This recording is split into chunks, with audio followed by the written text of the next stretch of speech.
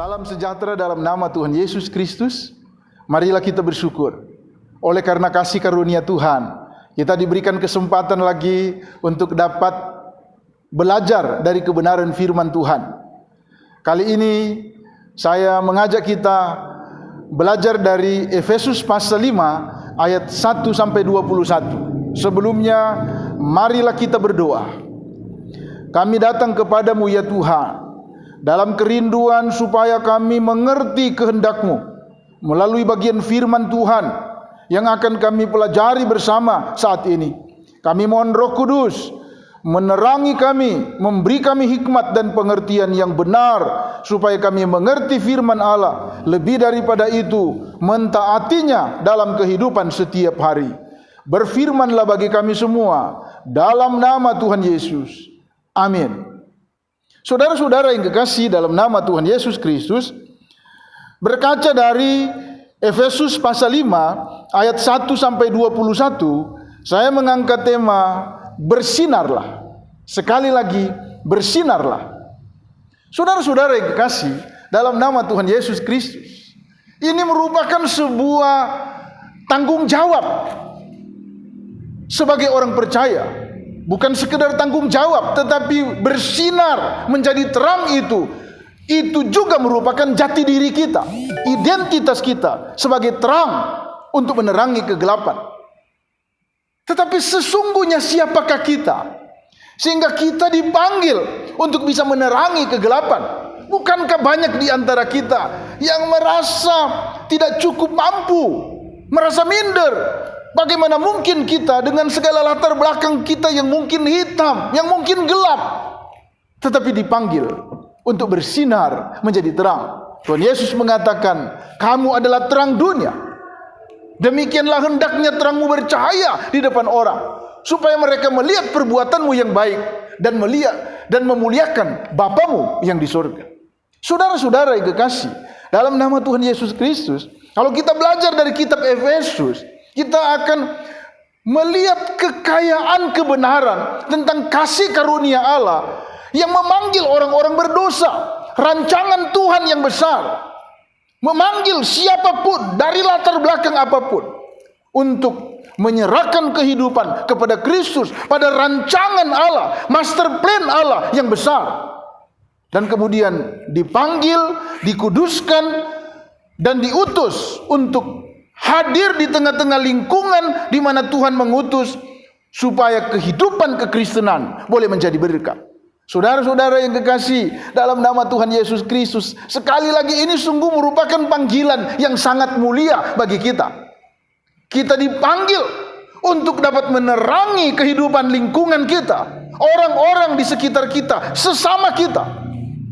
Dan dari bagian Alkitab yang kita baca pada kesempatan ini, kita melihat beberapa kebenaran penting yang menjadi satu kesatuan dalam rangka kita hidup menjadi terang, bersinar di tengah-tengah kegelapan. Kita melihat kebenaran yang pertama yang diungkapkan di sini, bahwa untuk memungkinkan kita bersinar menjadi terang harus melewati satu tahap penting, yaitu pengalaman pertobatan. Harus melewati pengalaman pertobatan. Bagian Alkitab ini dimulai dengan suatu dorongan supaya orang-orang Kristen itu menjadi penurut-penurut Allah. Dimulai dalam ayat 1, sebab itu jadilah penurut-penurut Allah seperti anak-anak yang kekasih, dan hiduplah di dalam kasih sebagaimana Kristus Yesus juga telah mengasihi kamu dan telah menyerahkan dirinya untuk kita sebagai persembahan dan korban yang harum bagi Allah. Satu dorongan supaya kita hidup berbeda dengan dunia ini. Kalau kita mundur sedikit dalam pasal 4 ayat yang ke-17, Paulus menegaskan, sebab itu kukatakan dan kutegaskan ini kepadamu di dalam Tuhan, jangan hidup lagi seperti orang-orang yang tidak mengenal Allah dengan pikirannya yang sia-sia. Jangan hidup lagi. Artinya ada pengalaman pertobatan. Dulu kita gelap, sekarang kita terang di dalam Kristus. Ayat 8 dalam pasal 5 dengan tegas mengatakan, Memang dahulu kamu adalah kegelapan, tetapi sekarang kamu adalah terang di dalam Tuhan. Sebab itu hiduplah sebagai anak-anak terang. Saudara-saudara yang kekasih dalam nama Tuhan Yesus Kristus, hidup sebagai anak-anak terang ini merupakan tanggung jawab. Tetapi Paulus ingatkan bahwa dahulu, sebelum kita mengenal Kristus, kita adalah kegelapan. Kita hidup di dalam dosa. Tapi sekarang status kita sudah berbeda, menjadi anak-anak terang. Dan tentu dari kegelapan menuju kepada terang, melewati satu pengalaman penting yang disebut sebagai pertobatan. Saudara-saudara yang kekasih, mungkin masih banyak orang Kristen yang merasa alergi mendengar kata pertobatan. Tetapi apapun itu, Alkitab selalu menyerukan bahwa berita tentang pertobatan harus terus-menerus diberitakan sampai Tuhan Yesus datang kembali. Dan karena itu saudara-saudara yang kekasih, manalah mungkin kita bisa bersinar menjadi terang apabila kita sendiri belum melewati satu pengalaman penting, yaitu pengalaman pertobatan. Dahulu kamu hidup dalam kegelapan, kata Paulus di sini. Tapi sekarang kamu hidup dalam terang. Hiduplah sebagai anak-anak terang. Itu adalah jati diri kita, menjadi terang, menggarami dan menerangi dunia ini. Karena terang, Tuhan Yesus katakan dalam Matius pasal 5 bahwa janganlah kamu menyalakan pelita lalu ditempatkan di bawah gantang, tetapi nyalakanlah pelita dan ditaruh di atas kaki Dian, sehingga terang itu bisa menerangi di sekitar kehidupan. Saudara-saudara yang kekasih dalam nama Tuhan Yesus Kristus, panggilan untuk bersinar sekali lagi ini merupakan panggilan yang sangat mulia bagi kita. Kapan lagi kesempatan itu kalau bukan sekarang, untuk bisa menjadi terang, untuk bisa menjadi berkat? Siapakah kita? Tapi Tuhan dalam kasih karunia-Nya sedang memberikan kepada kita kesempatan untuk menjadi terang. Kita harus mulai kapan? Kita harus mulai sekarang. Tetapi sekali lagi, pengalaman pertobatan adalah merupakan persyaratan penting untuk kita bisa tampil sebagai anak-anak terang, untuk tampil bersinar menjadi berkat.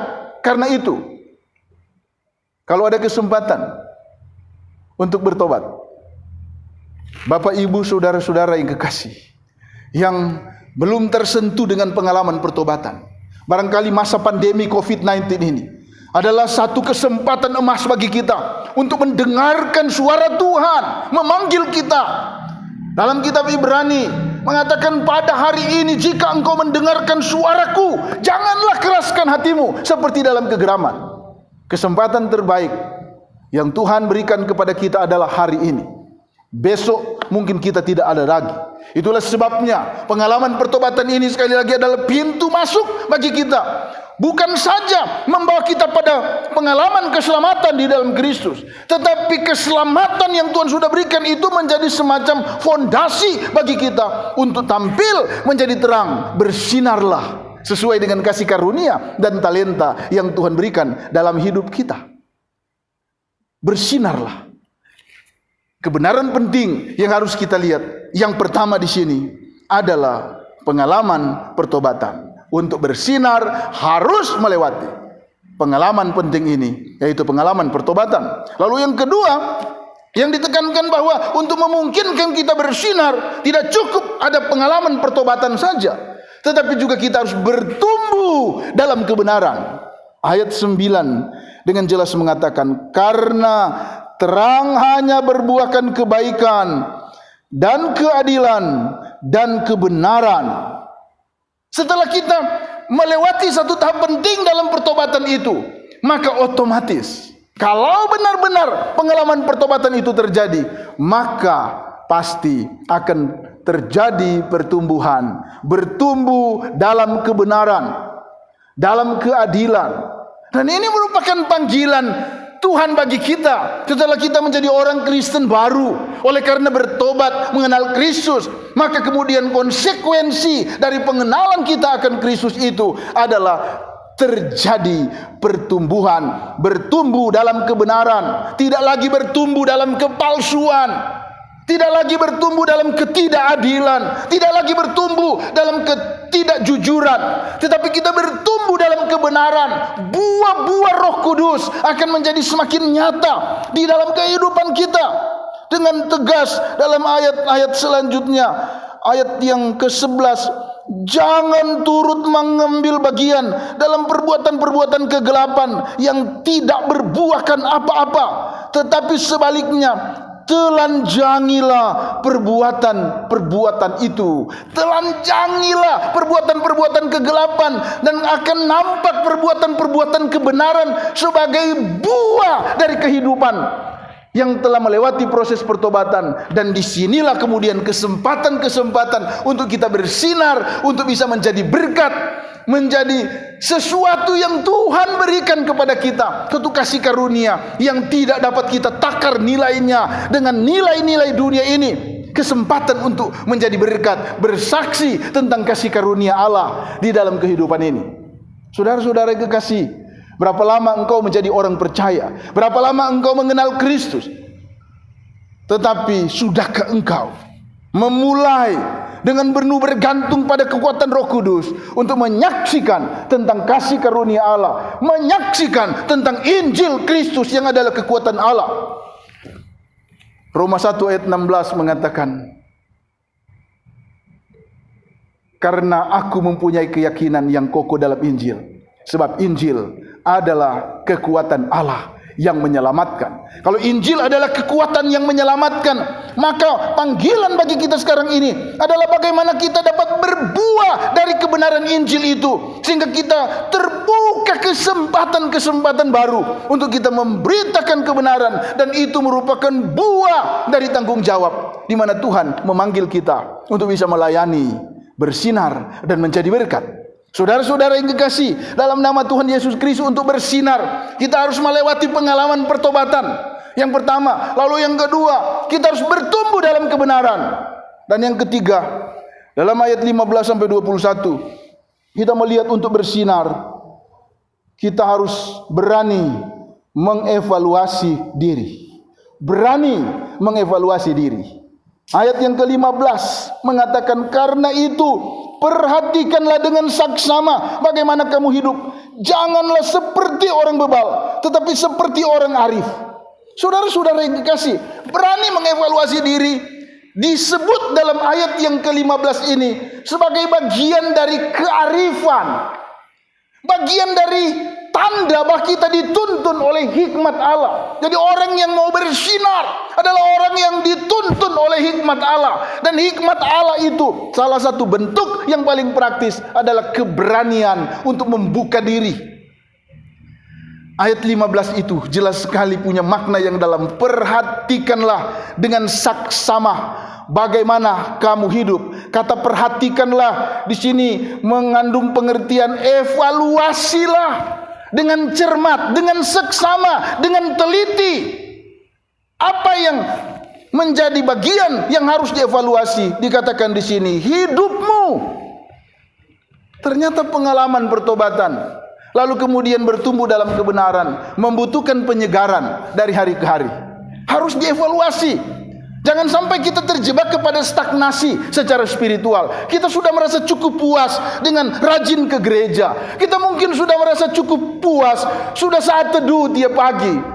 Tetapi ternyata karakter kita kemudian mandek seperti itu. Itulah sebabnya bagian Alkitab ini bilang, perhatikanlah dengan saksama bagaimana kamu hidup. Jangan seperti orang bebal. Orang bebal adalah orang yang tidak mau menerima masukan orang lain. Dia sudah tahu, tetapi karena dia sudah dikuasai oleh roh gengsi, harga diri yang diangkat tinggi-tinggi, dan kemudian dia tidak lagi terbuka dengan kebenaran yang akan menghasilkan transformasi dalam kehidupan.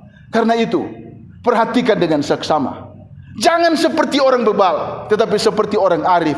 Tanda hikmat Allah mengalir memenuhi kita. Disitulah kemudian kita bisa mendapatkan kesempatan yang lebih besar untuk bersaksi tentang kasih karunia Allah. Bersinarlah menjadi berkat bagi banyak orang.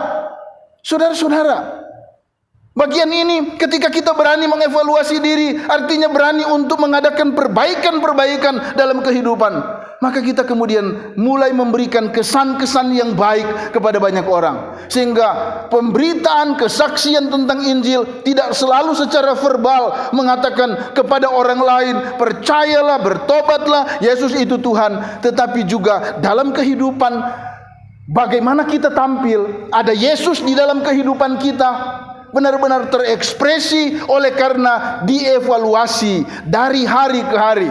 Keberanian kita untuk mengevaluasi diri itulah yang akan membuat kita mengalami pertumbuhan, dan pada tingkat tertentu kesaksian kita untuk bersinar menjadi berkat semakin hari semakin efektif. Kiranya Tuhan memberkati kita untuk terus bersinar. Sekali lagi, untuk bisa bersinar menjadi berkat adalah panggilan yang sangat mulia bagi kita. Kapan lagi kalau bukan sekarang? Siapakah kita sehingga Tuhan memakai kita? Tetapi kita harus melewati, yang pertama, pengalaman pertobatan. Yang kedua, kita harus bertumbuh dalam kebenaran. Tapi juga yang ketiga, kita harus berani mengadakan evaluasi diri. Tuhan Yesus yang empunya gerejanya memberkati kita semua. Terpujilah nama Tuhan. Amin.